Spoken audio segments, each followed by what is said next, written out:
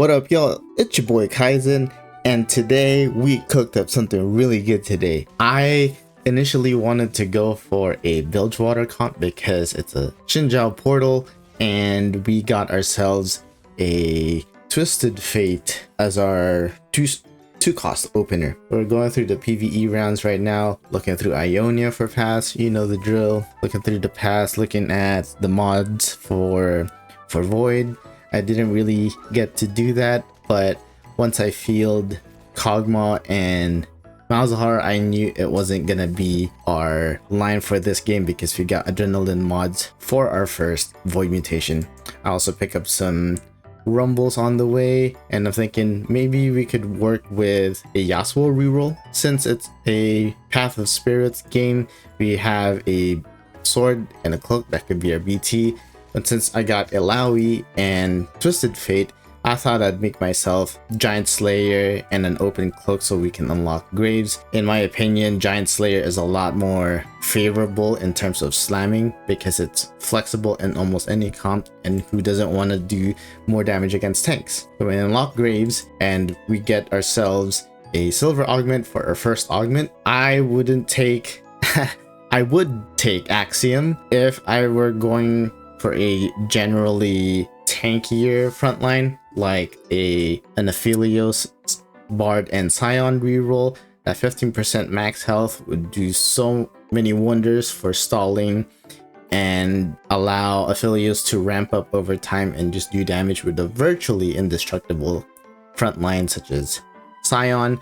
And that 55 health was a buff from this patch, which is 16.5. If I had an Aphelios or even considering a Vayne reroll, I would go for it. But since we don't have any Ginsus on the horizon, we do have a Giant Slayer, so I guess I could have angled for that. That was one possibility. But nevertheless, we didn't take it. Caretaker's Ally, it's a good econ augment, but we already are in a good spot for a Bilgewater comp, at least initially. And in my mindset, thought process behind Bilgewater is to just go for the strongest board. And although Caretaker's Ally could have given me that much needed econ to get my Bilgewater 3 to 5, that would have been helpful. Flowing Tears, I was also considering the possibility of T-Hex. I could get myself a tier right now, and then later on I'll be able to get myself a blue buff. I saw this one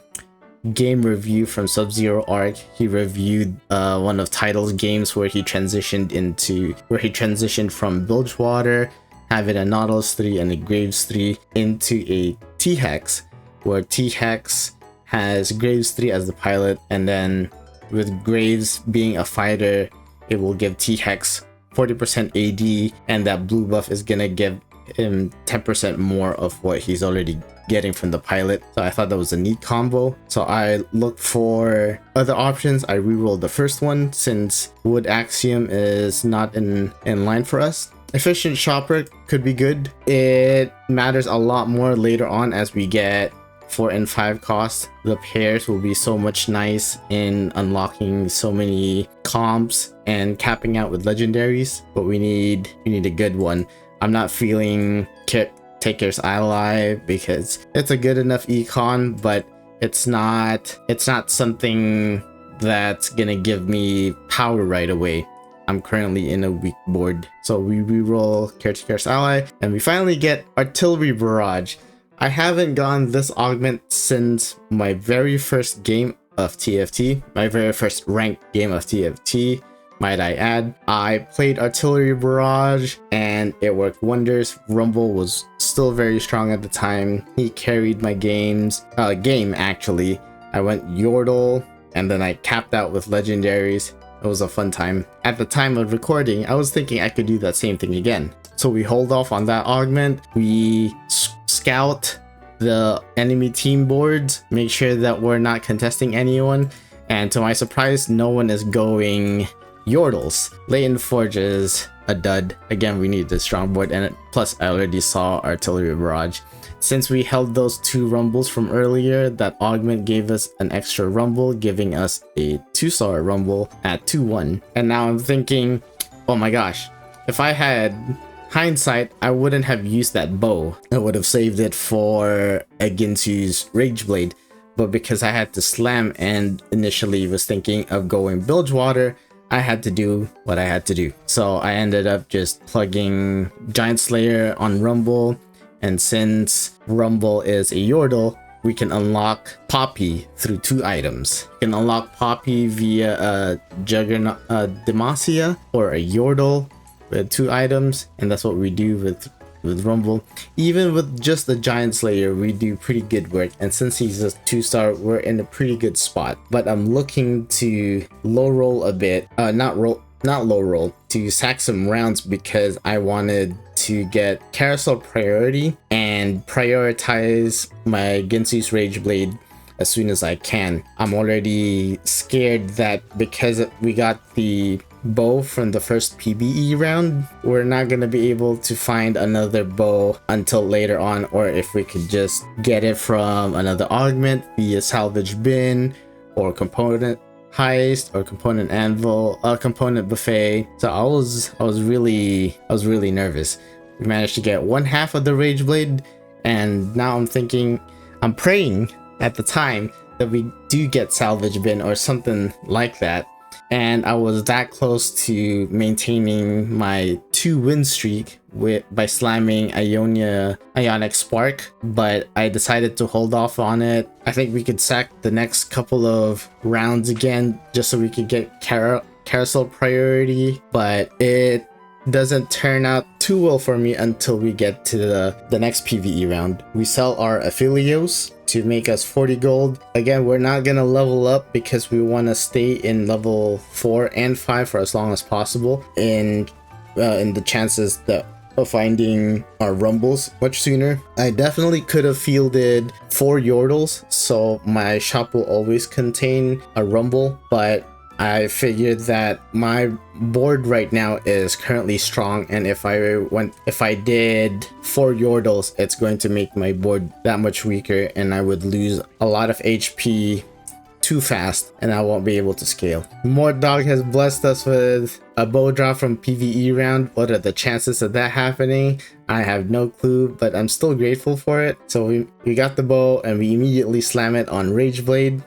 We reforge the cloak and it turned into a belt, so this probably could be... Oh, I'm sorry, we didn't reforge the cloak because it's still on Poppy. We'll most likely turn that into Ionic Spark, and because of that Rage Blade power spike, we were able to flip the streak onto a win. Our second augment is silver again. I wouldn't dare pick Silver Destiny, not while we're this ahead in our rumbles. We definitely could get a bunch of other good silver augments, but I'm very scared of Dummify, of my all of my units in the bench and board disappearing into the dummy.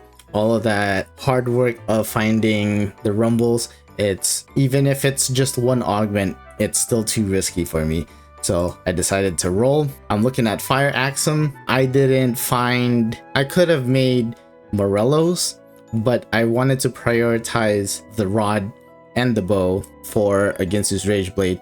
I definitely could turn this belt into a Sunfire Cape or a Morellos, but since we don't have those components in the meantime, and that would mean I would have to wait to prioritize either a chain vest or another rod at carousel, I would risk too much health since we're in stage 3, so I figured that Fire Axiom would be a nice pick. It will lock my rumble in one spot for who knows how long, maybe until I replace it with a better unit that can spread the burn and wound debuff. But for now, I think Fire Axiom would be a great augment in a spot like this. Twin Guardians, I have never found the appeal to pick that augment in any situation. It has never appealed to me, and I don't think I'll be picking that up here or in the future. Exiles could be good. While I work my way up to level 8, Exiles 1 will provide me with that much needed defense for my cannon, Koboko, and Poppy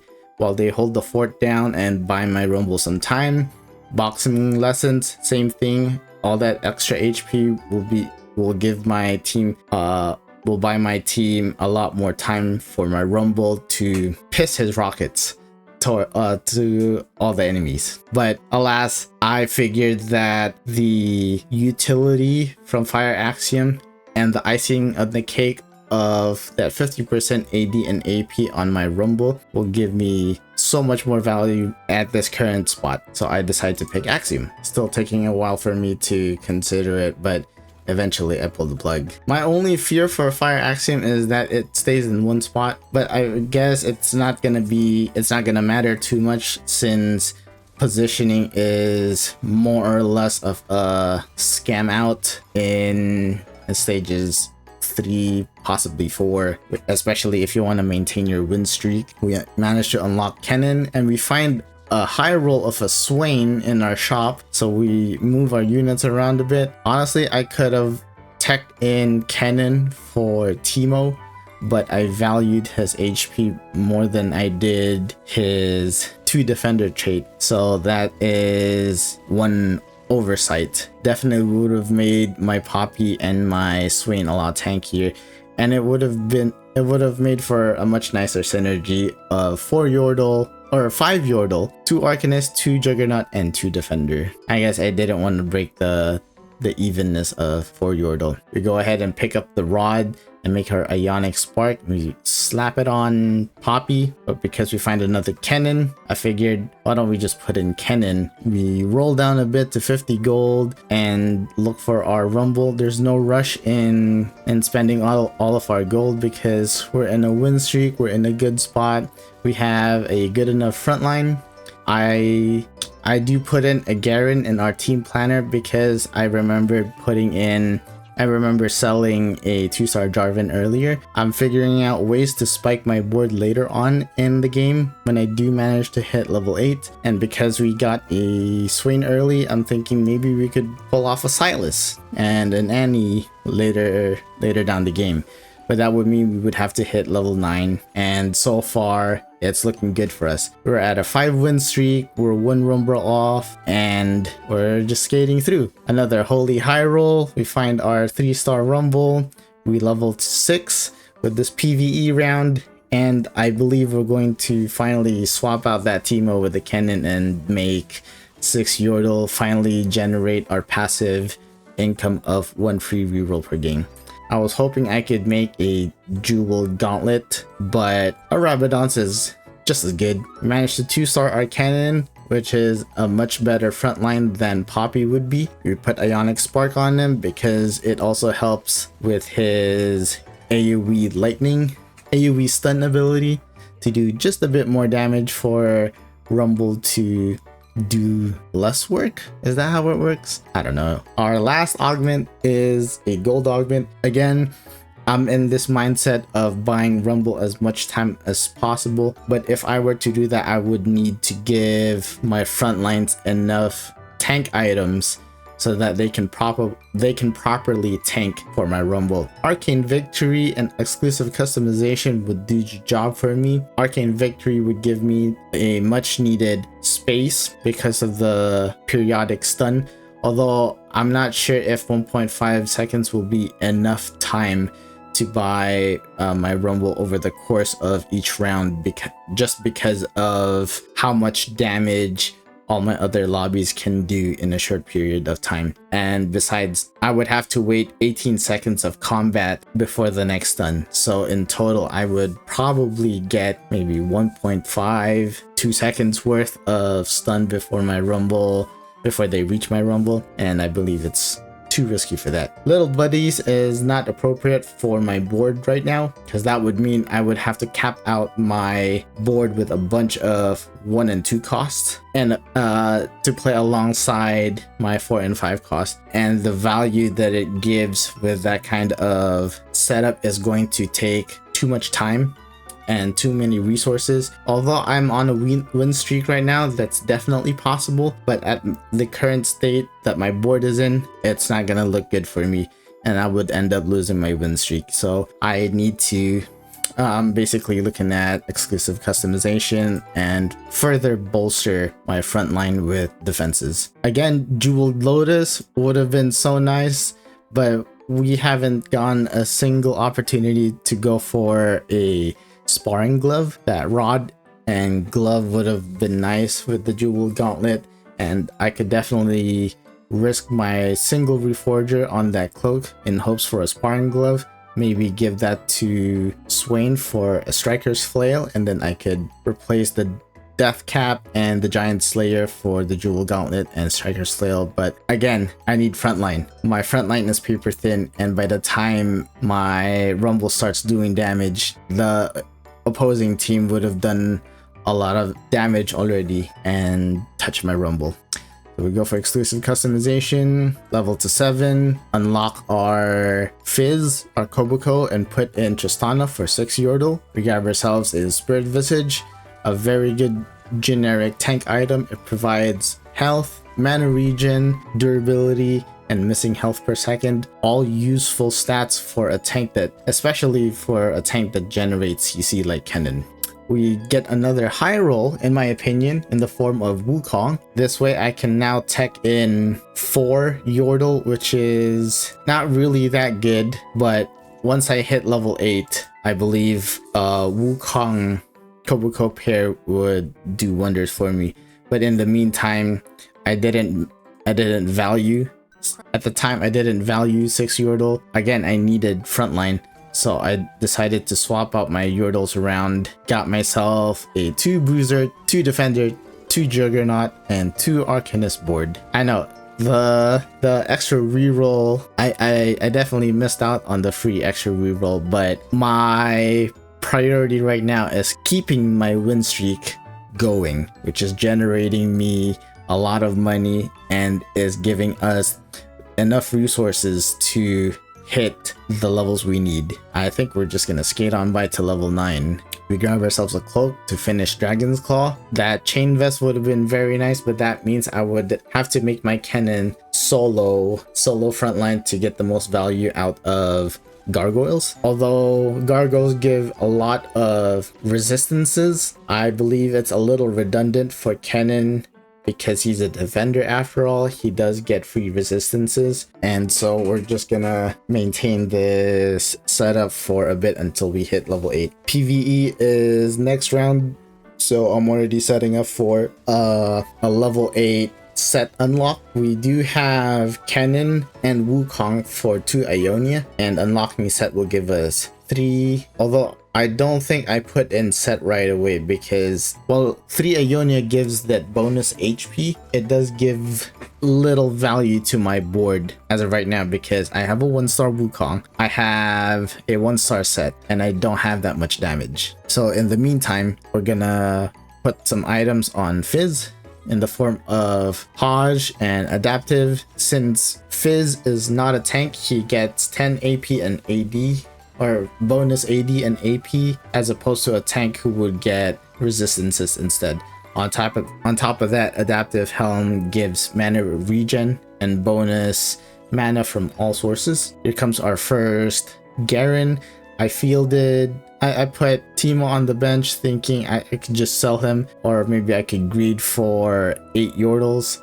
But again, because we're in such a janky setup, it's what's keeping our win streak long and strong. And if you've been paying attention to the enemy boards, you can see that some of them are already starting to cap out with units like Zillion and Annie and Azir. Are we falling in behind? I don't think so. We hit level 9, we put in set that's itemless, and we do manage to get him in front of the enemy backline so he can do his sit-ups.